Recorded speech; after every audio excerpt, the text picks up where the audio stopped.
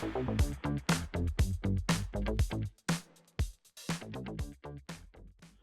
home theater crossover setting is a pretty common topic that you're going to see discussed in home theater groups, whether it's an AV forum online or a Facebook group, whatever. And the question usually gets posed, what's the best crossover setting? And there's a pretty standard answer to that. And it's a standard answer because THX set the standard many, many moons ago. And that answer is 80 hertz. But let's talk about what that 80 hertz means. If we set our crossovers at 80 hertz, all of your speakers that are not subwoofers end up getting 80 hertz frequencies and higher. Anything above that goes to those speakers. If it's 80 hertz on the subwoofer, it receives everything below 80 hertz. Pretty standard and common practice. And I would say that works pretty well for any set of speakers that has at least 5 1/4, 6-inch drivers for their woofers at every speaker location. Those are probably going to get down to 80 hertz, no problem. But what happens when you have smaller woofers? Because let's face it, a lot of these home theater in a box, all-in-one inclusive speaker groups usually have smaller speakers. And they may only have like a 3.5 or a 4-inch driver. In those cases, and please keep in mind, this is a guideline.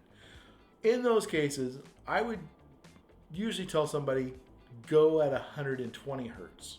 If all those speakers are smaller like that, 120 hertz for your front speakers, your center channel speaker, all your surrounds, do 120, and your subwoofer, set it at 120.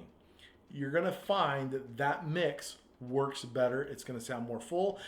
If you try to set something like that up at 80 hertz, you're going to find there's something thin and missing. And so it's not nearly as enjoyable.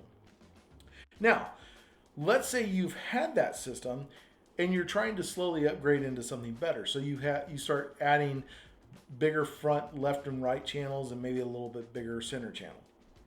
In that case, I'm going to set those 3 channels at 80 hertz. I'm going to keep everything else at 120 hertz because that's what those speakers are designed to do. And I'm probably going to take the subwoofer and take it down to 80 hertz to match what the front left and right are doing. That's where I like to keep the sub, is where the front left and right are, that's where I like to have my subwoofer. Now, the bigger question is, why do you want to limit what's going to a speaker? And it's pretty simple. Some speakers are only designed to go down to maybe 105 hertz. And so trying to force 80 hertz on that speaker, you're probably not going to hurt the speaker. I don't think that's going to happen. But the speaker starts to roll off and you're pushing something into that speaker that is not designed to do. And if it tries to do it, it's probably going to distort the sound. So you're creating noise and adding something to the noise floor.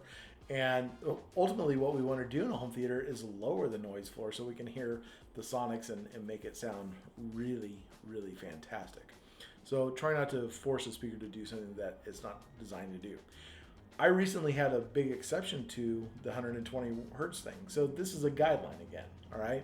And I would invite anyone geeking out, make some comments down below and tell us how you like to set this stuff up. But we were doing our measurements and ultimately we ended up settling on, I think, 150 hertz for all of the surround channels. They were just really small and you couldn't measure them very low.